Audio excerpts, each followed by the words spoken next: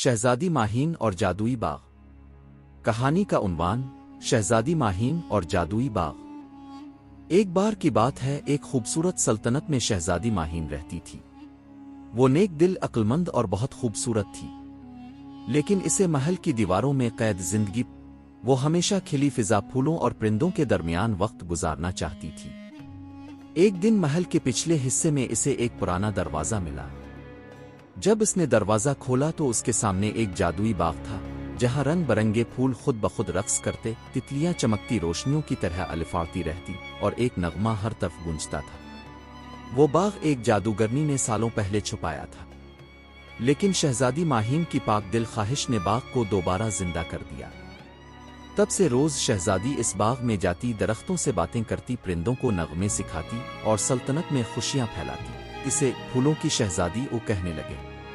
ایک زمانے کی بات ہے، ایک خوبصورت سرسبز و شاداب سلطنت تھی، جہاں نہ صرف فطرت کی رونق تھی بلکہ امن اور خوشحالی بھی۔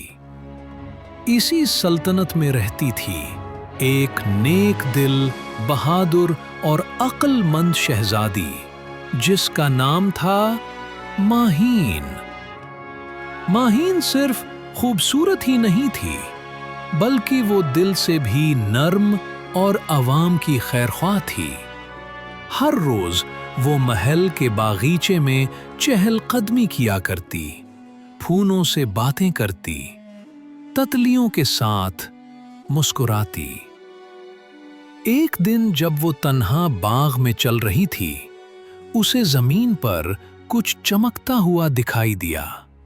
وہ رکی، جھکی اور دیکھا، وہ ایک پرانی سنہری چمکدار انگوٹھی تھی، جیسے صدیوں پرانی ہو مگر پھر بھی نئی سی لگ رہی ہو۔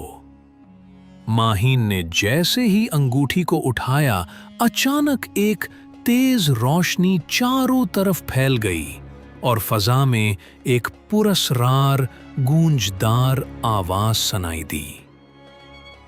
جس نے اس انگوٹھی کو پہنا، وہ جادو کی دنیا کا دروازہ کھول سکتا ہے، مگر یاد رکھو، جادو طاقت دیتا ہے مگر امتحان بھی لیتا ہے۔ ماہین حیران تھی مگر ڈری نہیں۔ اس رات جب سب سو چکے تھے، انگوٹھی نے دوبارہ چمکنا شروع کیا۔ روشنی بڑھتی گئی اور شہزادی کے کمرے میں اچانک ایک جادوئی دروازہ نمودار ہو گیا۔ ایسا دروازہ جو نہ دیوار میں تھا نہ زمین پر، بلکہ وقت اور خیال کے درمیان معلق۔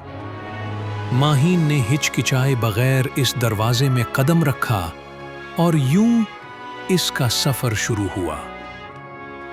سامنے جو دنیا تھی وہ خوابوں سے بھی زیادہ حیرت انگیز تھی۔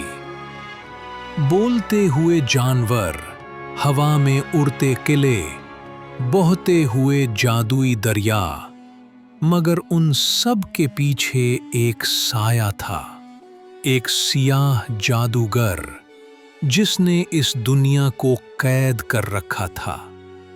ماہین کو معلوم ہوا کہ اس جادوگر نے انگوٹھی کے راز کو جان لیا تھا، اور وہ چاہتا تھا کہ انگوٹھی واپس اس کے ہاتھ لگے تاکہ وہ اصل دنیا کو بھی نریٹر۔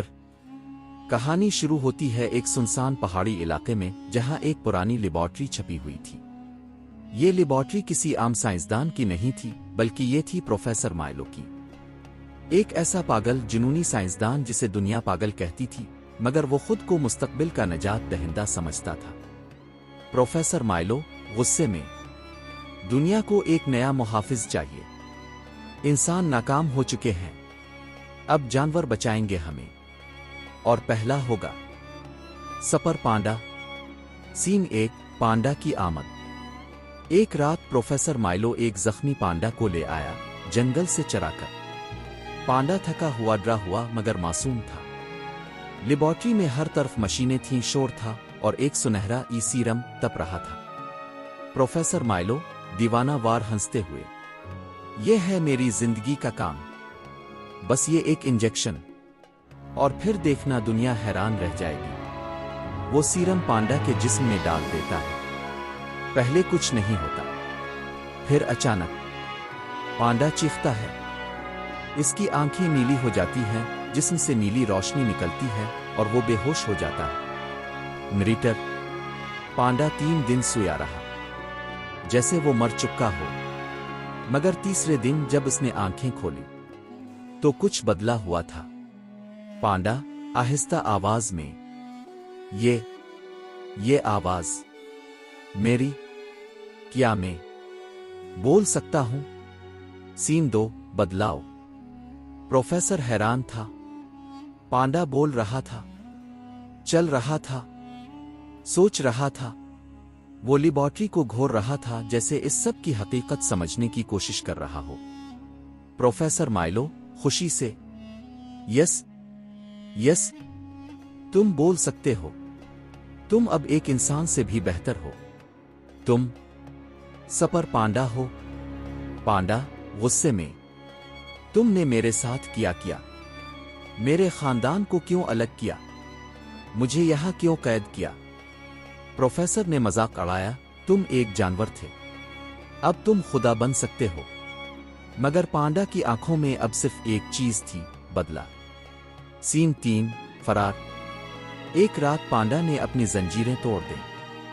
इसने लेबॉर्टरी की दीवारें तोड़ दें और प्रोफेसर माइलो के सामने जा खड़ा हुआ। पांडा गुस्से में: अब मैं तुम्हें कैद करूंगा।